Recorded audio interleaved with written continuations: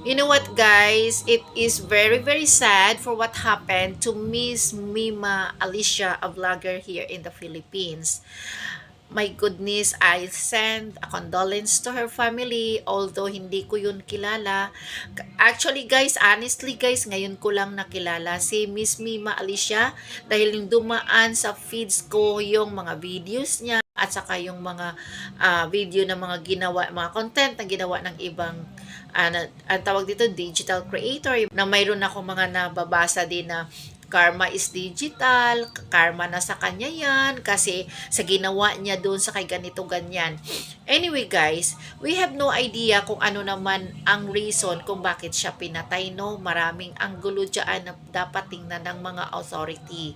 Pero here in the Philippines, we all know that we have what we called a freedom of speech. Pero guys ang ibang tao, they are lack of knowledge kung paano gagamitin yan. Yung freedom of speech na sinasabi, binigay sa atin dito sa Pilipinas, hindi naman pwede yun na lahat na lang na gusto nating sabihin ay sasabihin natin dahil sa freedom of speech na yan.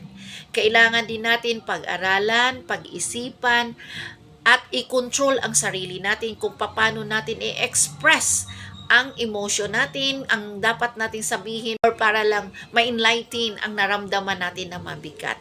We have to learn how to control then. Kasi sa totoo lang guys, napanood ko yung video niya. Hindi naman talaga maganda sa isang babae na nagsasalita ng ganong brutal na mga salita sa kapwa niya babae. Kagaya niya sa sinabi niya na hindi maganda tungkol doon kay Vice President Sara Duterte. Unacceptable talaga yan guys kasi ang pangit at higit sa lahat, yung mga sinasabi niya rin tungkol kay Tatay Digong without respecting na yung tao na kinukutsa-kutsa niya, pinagtatawanan niya, is very old already. Kumbaga, old na siya, hindi mo dapat ganyanin. You just, try to put yourself into other person's shoes. Kung ano ba, kung sa iyo ba gagawin, kung masarap din ba sa pakiramdam. Ang mga sinasabi kasi ni Miss Mima dun sa videos niya ay parang disrespectful naman talaga siya sa kapwa niya, lalo na kay Tatay Digong. Dapat nga ipag-pray niya na tawag dito, dapat ipag-pray niya na bigyan ng kalakasan pa si Tatay Digong para masagot din ang katanungan sa paglilitis ng kaso or mabigyan ng linaw para kasing to the max na kasi ang condemnation doon sa nangyari 'di ba? So hindi siya talaga acceptable. Kasi kung tayo ay nagsasalita hindi dapat natin isipin na perfecto tayo, wala tayong kahinaan, wala tayong kakulangan, wala tayong pagkakasala. Kasi wala namang perfectong tao. Kung baga, dapat kunting prino-prino tayo sa sinasabi. Buhay ni Alicia ang pinag-uusapan dito. No matter how big is her mistakes, kung ano man ang kasalanan na gawa niya kay VP Sara Duterte o kanino man, wala nang chance. There is no chance for her to mend her ways or to apologize kasi nga wala na yung buhay niya. Pero, yung pamilya na naiwanan niya, syempre guys, nasaktan yun. Sige, ilagay na lang din natin ang sarili natin doon sa pamilya din ni Alicia, no? O, like for example, anong maramdaman din ng pamilya natin kung tayo mismo, gaganyanin din ng tao, di ba? Nawala na dito si Alicia, pero malaking bagay ang iniwanan niya. Alam niyo ba kung anong iniwanan niya? Ay tayo matuto na mayroon dong lessons to learn na matutunan natin mag-control sa mga bagay na sasabihin natin. Hindi pwede, hindi yan basta-basta lang na magsasalita tayo dahil galit tayo, dahil naiinis tayo, or kung ano-ano. Anyway, hindi ka naman pinagsalitaan directly ng isang tao, kundi yung ibang tao.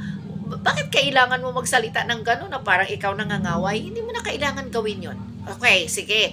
Kung totoo man yan, na siya ay binabayaran ng kabilang kampo para mag-vlog siya para bilang isang political vlogger. So, ano naman ngayon nangyari? 'Di ba? Aanhin ang pera. O, ito yun Gusto ng tao kasi makapangyarihan, may pera, kaya kanyang bilhin. Ibig sabihin nun, gagawin mo yung bagay na risky dahil sa pera. So, ano mangyayari? Ano nangyari ngayon? Wala ka na. Di, sayang ang pera mo, hindi mo ma-enjoy. Bata ka pa, nawala ka na dahil nga yun sa kung ano-anong mga bagay dahilan. O, di ba? Pinatay ka dahil sa ano.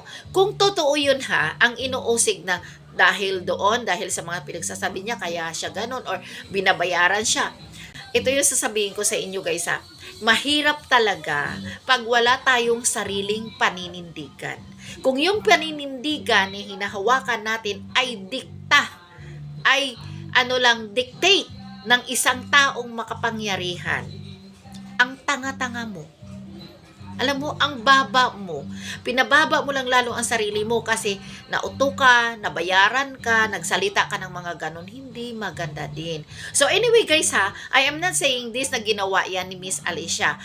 Doon lang ako nakabase sa mga sinasabi na political blogger, kay siya daw sa kay BBM siya. Ako wala naman akong inaano pag nasabi, I'm being fair here. It's not because I'm BBM or DDS. I'm with God. Yun lang. At I am with myself. 'Di ba?